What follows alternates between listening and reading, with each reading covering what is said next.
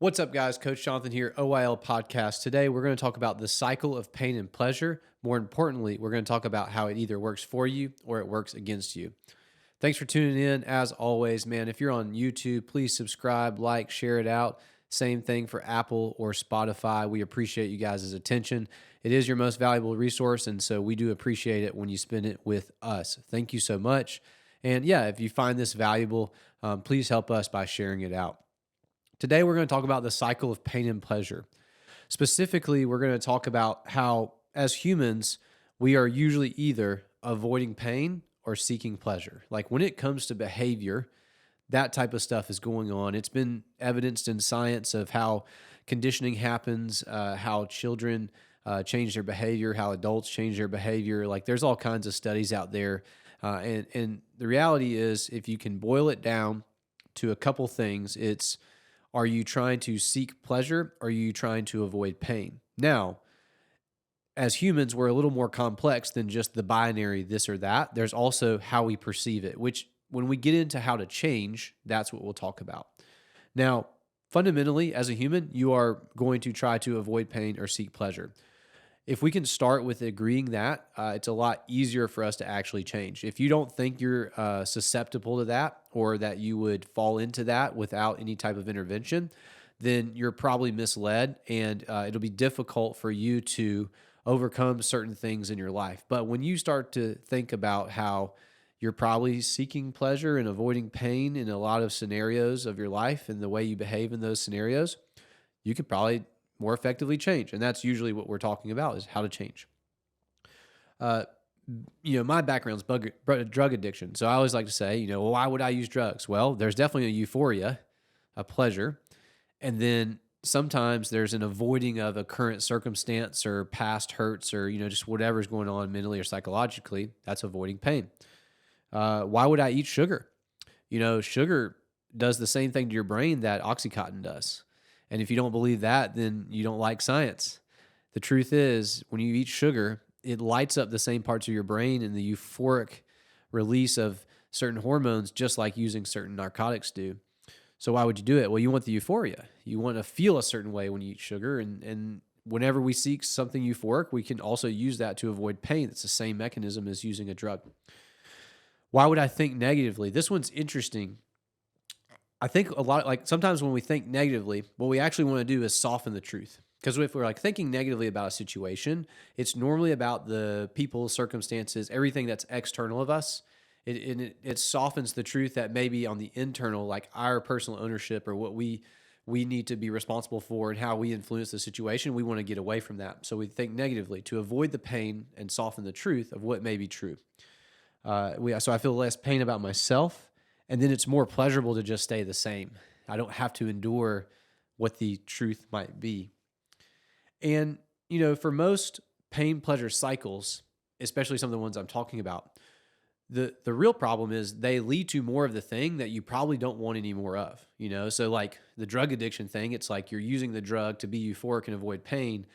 None of that ever gets solved, right? You just keep doing it and you get conditioned to do that. And even your body's faculties, like when you use Oxycontin, you become physically addicted to it to where your body is actually expecting that and you have negative physical symptoms when you don't have it. So that even further conditions to seek the pleasure, but then avoid the pain. And that's actually the funny transition that happens when you get further in addiction with opiates is your tolerance goes way up. And so now the high isn't the same.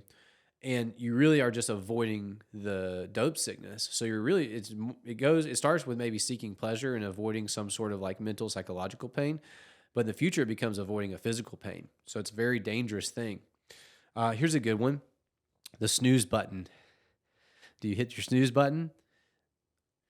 So with the snooze button, when you feel the pain of having to get up and get out of your bed, I know it sounds small, but I mean, this is how simple it can be. You feel the pain of getting out of your bed. So you hit the snooze button because you feel like if you had a few more minutes, you would feel better about getting out of bed. So you're trying to avoid the pain of getting out right now and seek the pleasure of staying a little longer, hoping it's going to be less painful when you do it the next time. And then you hit the snooze again and hit the snooze again. But what do most people who hit the snooze button excessively say about themselves? They'll talk about how they don't have time for stuff. They'll talk about how they feel like they're lazy. They're like, man, I'm just lazy. I can't get out of bed. I can't do it. Or they'll say that they're guilty for not making progress. Like, I should be doing this. I know I should be. I know I should be, using that pressure language. And it's because they're seeking pleasure and avoiding pain. Someone who's not working out because they're tired or don't have time. Like, they'll say things like, I don't have energy, or I just don't have any time of the day. So they can either be avoiding the pain of feeling more fatigued, like, oh man, I'm so tired, there's no way I could give out any more energy. They would rather pursue the pleasure of like rest. And I put quote marks in there for rest, because at the end of the day, rest is recovering from an effort. It's not doing effort. Okay. So, but maybe someone, that's just someone who's tired, but like maybe someone, they don't have time. It's like you're avoiding the pain of admitting you're either poor manager of your time or you're prioritizing the wrong things. I am not making time for that. I'm not prioritizing my health. Saying that out loud can be difficult. It's painful. So you may avoid it by just saying, I don't have time. Most people, though, who say they don't have time and they say they're busy, they're actually not accomplishing a lot. They probably have a lot of time. They're just not using it in the priorities that long-term they probably want to do. And then, so what do people who are inconsistent or not showing up for workouts say about themselves? They feel unfit. They feel like they should be working out. There's that pressure language, right? And then they feel like they can't figure it out. Like, I can't figure out how to do it. Like, it's so hard. Like, my life is so difficult. I've got this unique scenario, unique circumstance. Maybe in the future I'll have time, but like right now I just don't, or right now I'm just too tired. I got too much going on. And they're fundamentally avoiding pain, seeking pleasure, right? They're avoiding the pain of whether it feels like, quote unquote, more fatigue or more effort. And then they're seeking the pleasure of when they don't have to do something, go sit in front of the TV or just lay around or not have responsibility.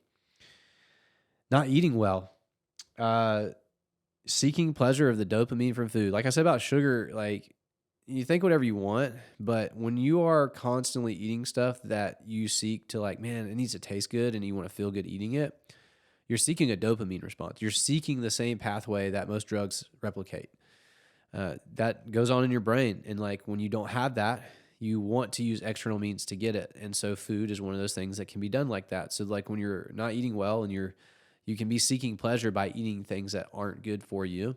And I say good, not to be like, good, bad, like food's not moral, but I am talking about things that are not good for how your brain operates, with the right context. Avoiding the pain of no taste. So like avoiding the pain of like, oh, this doesn't taste very good. It's not lighting me up on the inside. And what do these people say about themselves? I feel like I'm not disciplined. Like, I know what I should be doing, but I'm not doing it. Like, that's the type of stuff that we hear. And as I go through those, the cool part is, this is where we get into frameworks, and frameworks apply across broad things. Some people may not think any of those are related. Snooze button, working out, eating well, drug use, all that, but they're actually very related, because it's fundamental human behavior. Is I would rather avoid pain in my life, and I'd rather have pleasure. I'm pretty sure if you sat down and say, what are your goals? What would you want more of your life? What do you want more of in your life? What do you want less of in your life? The things you want less of are the things that cause you pain. The things you want more of are the things that give you pleasure. Okay. And then if you're like, hey, I want to keep getting more of this, something you're already getting or already have in your life, how do I keep this or get more of it? And then what are the things I don't have in my life and I want to keep them out? It's normally things that you've gotten out of your life that cause you pain, and things that you brought in your life that give you some form of pleasure. And, we have this tendency to want to think we're like special snowflakes, like I'm a special snowflake, like my scenario is different. The reality is that's us just justifying. Okay. It's usually an illogical decision based on like emotion or these pathways, right? Because like, you can try to defend certain things all you want, but if it's creating a certain pathway inside of us, like a behavior, like a pattern of behavior, it's creating a pattern of behavior. It's doing certain things and motivating a certain way. It doesn't really matter how you feel about that. It's just either true or it's not. And so whenever you're like, oh, I'm a special, like I'm special in this certain area, it's like, no, you're a human. We're all subject to this stuff. And the reason why we keep doing certain things and keep getting more of what we don't want is because we're in this cycle of pursuing pleasure, seeking, avoiding pain, and we're not willing to adjust how we live or adjust how we perceive those things. But when you admit that that's what you're doing and you can see it, call it what it is, you become aware, you can actually do something about it, right? One of the big things for me getting sober was the first time I went through detox, man, I was like, I don't know if I'm gonna make out alive. Like when I finally started detoxing off of it, like I felt that bad. I was concerned about my health. I was concerned about, what damage I had caused in my body.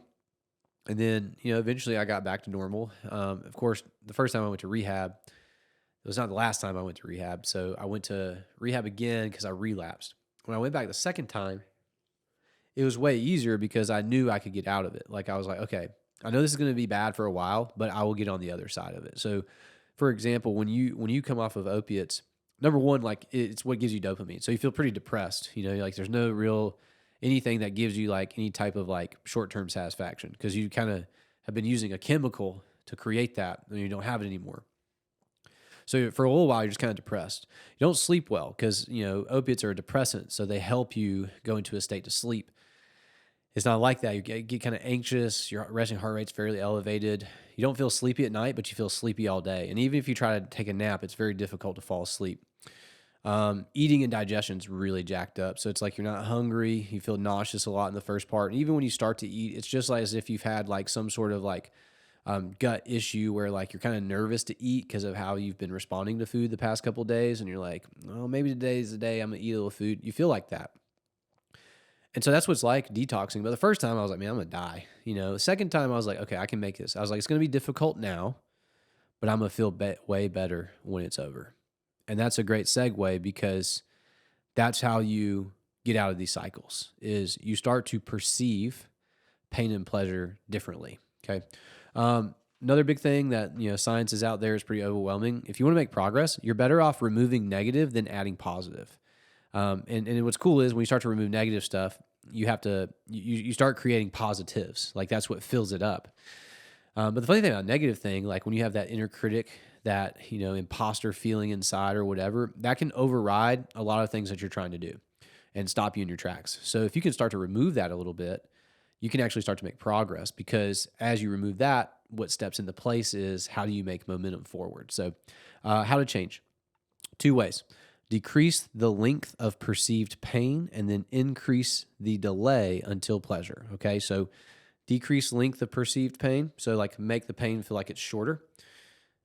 And then increase the delay until pleasure, meaning like accepting that the pleasure is going to be out in the future, not right now. Okay, so what's a bad pattern? It's like, oh, I want to. This pain's going to last a long time, so it's not even worth it, right?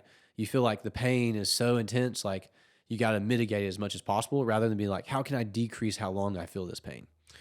And then increasing the delay till pleasure is like, instant gratification, delayed gratification. So normally you're like, oh, I don't want to have pain. Let me do something to get pleasure right now. Eat the sugar. It's a great example. Get the pleasure right now. But what if you extend the pleasure in the future, define it more clearly, and let that be the thing you're chasing? All right. So how do you decrease the length of perceived pain? So I've got a list of things, and we can apply these to anything. But what these will do is it just makes you look at the thing you're doing differently. Because when most people want to change, they're going to be like, oh, man, it's going to be hard. It's going to be difficult. I hope it works. Well, if you just hope, in the world that we live in, like you can kind of like hide and have a lot of anonymity if you really want to. And you don't have to like make your stuff public. And, it's easy just to divert and just not even try anymore. So what we want to do is make the pain as short as possible, or at least how we perceive it. Some things will be difficult, but if we just walk around like saying, oh, it's going to be so bad, I hope it works. Like you're really just setting yourself up to find ways for it not to work so that you don't have to do it. Or we can do this. Okay, so here's the list. Number 1, solve questions. Can you make it fun? Okay, so like when you're going to make a change, like say it's like your nutrition or whatever, can you make it fun? Like what's something you like about healthy food? Like what's a thing you like to cook? What's a thing that makes you feel good about it? Like make it fun, do it with your family, like make it a family event, like do it with and we'll get into doing it with other people, but like, how can you make this activity fun? Exercise is another one. Like, how can you make it fun? Getting up instead of hitting the snooze button 6 times, like, how can you make it fun to get up? Like, what's something you can do that makes it worth getting up? Can you find lots of wins? So like, can you find a system in which you can operate that makes this change feel like you're winning? One thing I love about CrossFit is like it's multiple points for people to see improvement. So like when they first start training, they can PR all kinds of stuff. They can see progress as they learn new skills or express their strength. So it's like lots of wins. Can you do it with someone? So like, can you do this with somebody else? Because if you do it together, it feels less painful because you know someone else is experiencing the same pain you are. And so therefore your perception of your individual pain goes down because it's shared. That's a science thing too. Can you make the environment better? So can you make the environment line up more with what you're doing so that you make the pain less? So like getting crap food out of your house. If you know you're tempted by something, if you just get out of your house, you decrease the pain because it's not there for you to actively try to deny yourself of. You just remove it from the environment completely. Can you get expert help? Can you get a coach? Can you get someone who's already done this before to give you the pathway to decrease, you having to figure stuff out and find steps? Which the next one is, can you remove decisions? Can you make it so that you don't have decision fatigue? Like just make the decision once so that all those decisions are made. So that's one of the benefits of expert help is it takes the decision-making process out of your hands. It's been prescribed for you. Can you measure progress backwards instead of distance forwards? So here's a good example.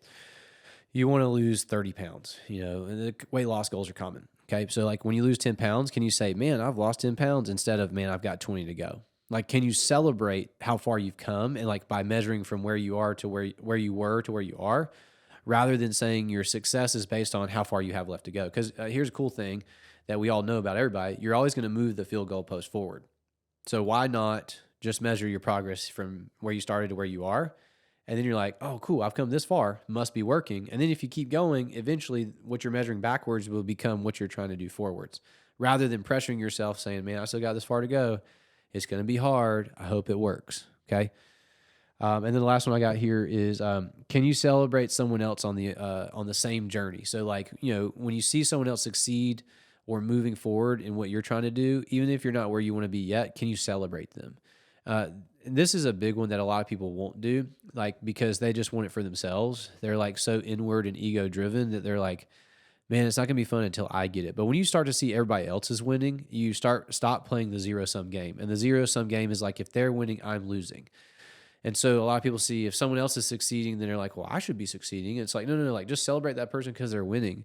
Interact with them, collaborate with them, ask them how they're doing it. Like make your journey more in tune to how theirs is. If they made the progress you want to make, like collaborate, like be with and do with, not just like, oh, they did it, I hope I get to do it. No, like it's the opportunity is available for everybody. So can you celebrate someone else on the same journey? That will get rid of some of your pain. Because again, if you see someone moving along and you feel like you're not moving along, you'll start to think it's not fair. And it's like, oh, this is all about me. Like, it's not fair. Like, how are they moving forward and I'm not? Dude, that's your ego. What you got to do is be like, no, like, awesome. I love that they're winning because when they're winning, that means I can win too. All right. So that's how you decrease the length of perceived pain. Doesn't make it any easier or harder. Like, that's irrelevant, actually. And in fact, if you want to change, it's probably going to have some challenging pieces to it. But when you know that that's the thing, like I told you, when I went to rehab the second time, I knew I was like, man, I know this is not going to be comfortable, but I'm going to feel much better on the other side. That decreased my perceived pain because I knew that it was going to end at some point. Rather than the first time thinking, man, am I going to be like this forever? Like, does this ever change? I knew it could change. All right. So that's decreased length of perceived pain. Now we're going to increase expected delay until pleasure. Okay. So if you're going to start with anything, start with decreasing the length of perceived pain. So that list of 9 questions. But once you get done with that, or you can kind of use some of these to connect, work through this list, okay? So the first one, how do you increase the expected delay until pleasure? So meaning, how do I know or remind myself or make it cool that pleasure is going to be out in the future? I don't need pleasure right now. Disconnect how you feel now from your success. How you feel now doesn't have anything to do with your success, okay? Some people think everything's got to feel good, like it's got to be easy. But no, like if you choose to do a hard thing, like it's going to feel like a hard thing at times. But your reward is in the future. It's not about how you feel right now. So like as long as you know you're on the right path, doing the right actions, and it leads to the right place, especially if you're working with an expert and you've removed decisions and you know these are the steps, you can disconnect how you feel. You can say, oh, okay, I don't feel good today, but that's okay. Because it's not about how I feel today. It's about how I'm going to feel when I succeed. That's huge. So if you can disconnect it, that's big. Magnify the future pleasure over the current pleasure. Similar, Now I know, okay, I may not feel pleasure in this today, but I know when I get to where I'm going, the pleasure I feel then will be phenomenal. This is big when it comes to fitness changes because people will think, it's supposed to be feel easy along the way, but when people really say like, okay, I know it's gonna take a little effort, it's gonna be kind of hard, but I'm okay with that because I know once I get to where I'm going, I'm gonna feel better. Those people, when they get there, they're like, man, this feels so good, and it reinforces them doing more of the same thing. So now it's not even the things that were once hard are now pleasurable because they decided to say how I feel in the future will be better than how I feel now. And then the work itself becomes pleasurable, even if it doesn't feel comfortable in the moment. It's pleasurable in the sense that it brings future better results. Um, get around people currently experiencing your wins. So, like, if you want to get to a certain place, get around the people who already have it. This goes back to the whole like, can you celebrate someone on the same journey? Also, though, like when you do that, you'll realize, hey, they're human. They have human tendencies, just like me, right? It's like we all started. We started at the beginning of the episode, like you typically want to seek pleasure and avoid pain. It's normal to be a human. You just hang out with someone else who's having the results. All of a sudden, you're like, man, these are just normal people. And then all of a sudden, it's like more doable for you. You think you can actually do it because this person's human. You're like, well, I'm human too. I could probably do this. And then it's also the fast track because then you can start to emulate them even more.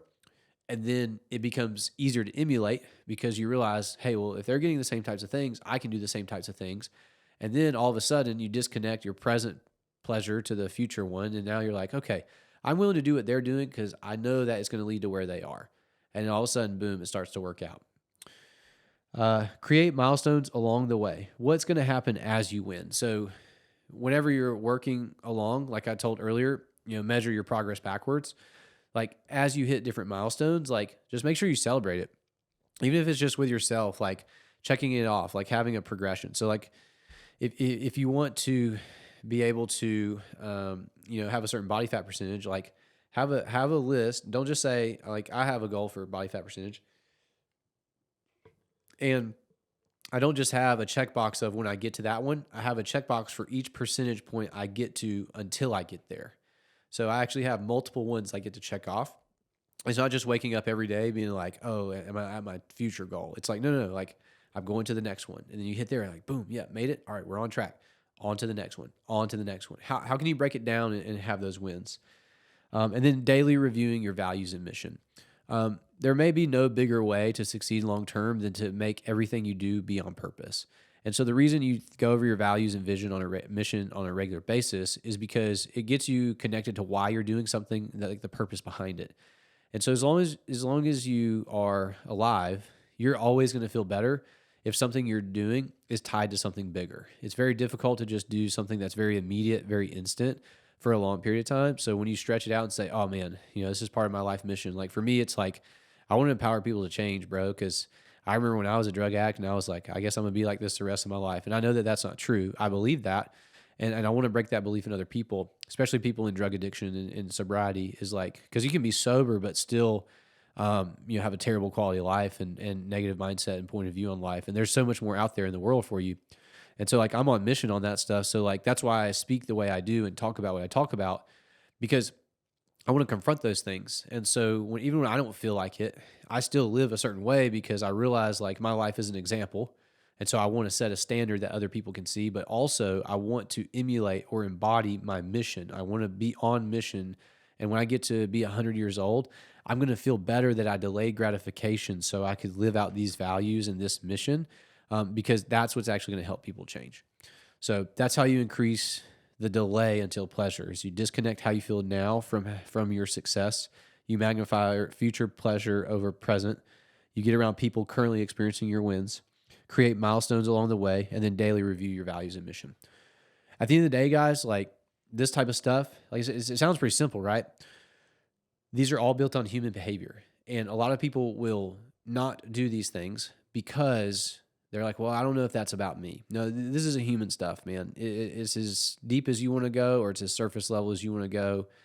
But at the end of the day, it's simple. It's like we want to avoid pain and seek pleasure. So how can we, knowing that that's the truth, do something about it? No need to reinvent the wheel. No need to make it any more complex than it is. How can we change our perceived length of pain, and how can we increase the delay until we seek pleasure? Awesome, guys. Appreciate it. Like I said, like, share. Wanted to be right to the point today, and I had a great time with you. I'll see you next time.